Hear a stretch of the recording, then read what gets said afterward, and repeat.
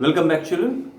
So as I stated earlier that I'll give you a small diagram to show the effect of temperature in change of state. Now see here. Solid, liquid, gas. Solid changes to liquid by absorbing heat, and this is called as melting. A liquid changes to gas by absorbing heat. This is called as boiling.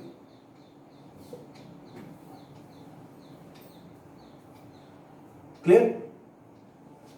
Now similarly, a gas changes to liquid by releasing heat. That is called as condensation. Similarly, liquid changes to solid by releasing heat. This process is called as freezing. Up to here you understand? It is very complete. So, solid to liquid by absorbing heat. Solid changes to liquid by absorbing heat. This is called as melting. A liquid changes to gas by absorbing heat. This is called boiling. A gas on releasing or giving away heat changes to liquid. This is called condensation. A liquid on giving away heat, on releasing heat, changes to solid. This is called as freezing.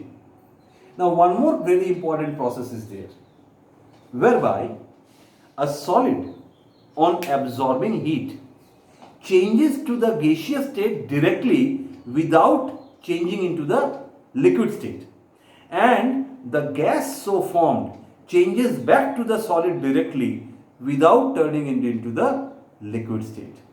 That process, solid to gas, this is called as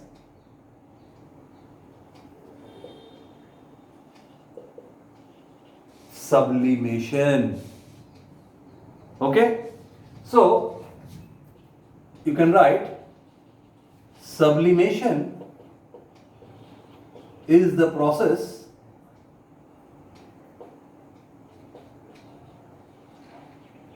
by which a solid on absorbing heat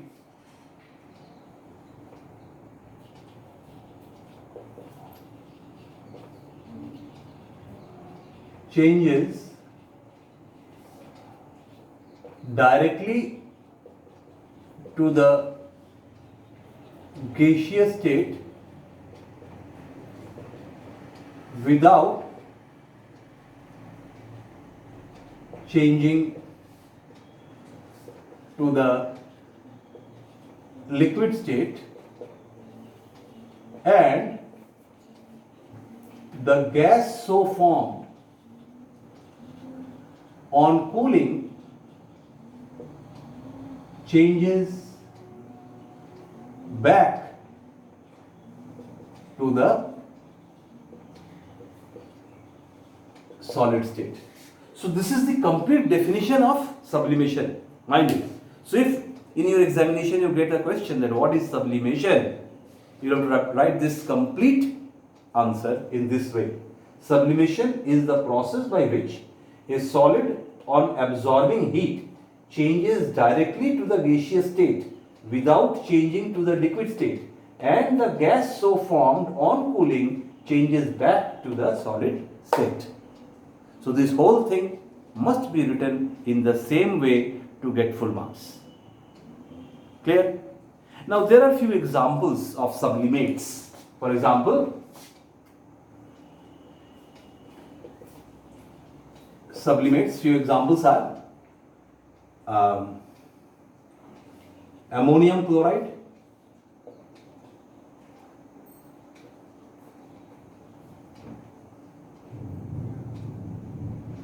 iodine, then dry ice, which is nothing but solid carbon dioxide.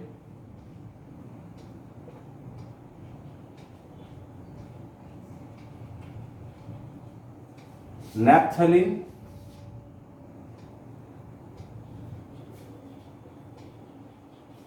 camphor, etc. So I've given you 5 examples: ammonium chloride, iodine, dry ice, which is solid carbon dioxide, naphthalene, camphor, and so on. So these are called as sublimates. So what will happen?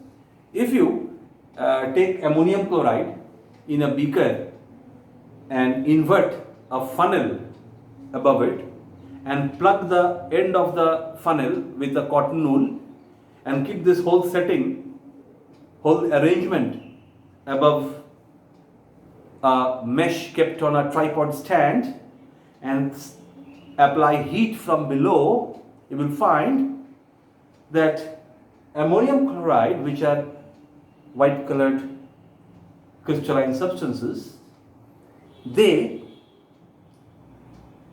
start getting settled on the cooler parts of the inverted funnel, on the inner side of the inverted funnel. So here what is happening? This solid on being heated directly gets converted into the gaseous state, which on coming in contact with the cooler parts of the inner surface of the funnel gets settled as white particles. Clear? So this is how sublimation occurs.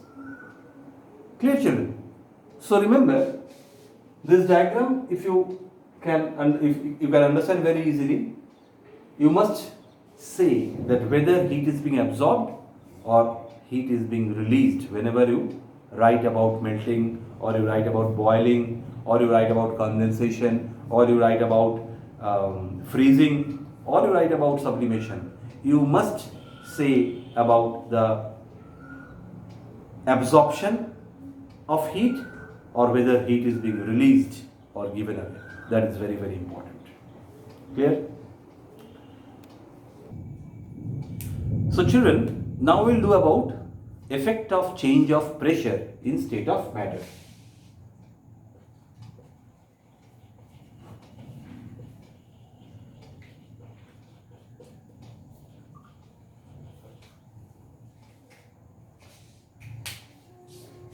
Now when a gas is subjected to high pressure, it gets converted to the liquid state. Now why does it happen? That happens because you know that in gas the particles move about freely and they are very, very far away from each other. So if gas is kept in a container and then a pressure is applied from the top, the gas particles are forced to come closer to each other. On increasing the pressure further, the gas particles comes so close to each other that there is some force of attraction between the particles. You have already learned about characteristics of particles, how particles have force of attraction with each other. So this happens, and the particles comes so close to each other that this force of attraction binds them. Binds them means they holds them pretty close. And when this happens with most of the gas particles, we get the state of liquid. So by application of pressure, a gas can be turned into liquid. Same thing happens. Similarly, on application of pressure, a liquid can also be converted into solid. At the same time, the temperature should be lowered. Now all of you have seen a very common sight, that people are selling ice cream in red colored ice cream boxes with wheel. Many of you have purchased also ice cream from them. from the ice cream vendors. Now you must have seen that as soon as they open the cover of that box, white colored ice is seen all around. Next time you go, you take out some ice and keep it in your hand. You will find a magic there. You will find that though that white substance, in appearance it looks like ice, but it does not melt in your hand. You will find that after some time it vanishes in air. So what has happened? Actually, what you presume to be ice, it is not ice. It is dry ice. It is solid carbon dioxide gas. So when carbon dioxide gas, it is liquefied and then it is solidified by application of pressure and by decreasing temperature, it gives rise to white substance which is called as dry ice. That is why this ice is called as dry ice. This is solid carbon dioxide gas. Now dry ice has all the abilities of ice, except it will not make the place watery. It will not wet the place. Hence the name dry ice. Clear, children? In the similar process, air is liquefied by subjecting high pressure and by decreasing the temperature, and this is called as liquefaction of gas.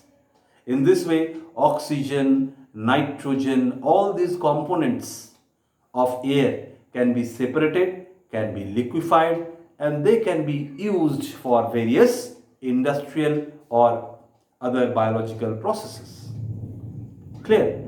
So, change of state can occur by both change in temperature as well as by change in pressure or by applying both. Clear, children? So, in our next class, we will go through evaporation. Thank you.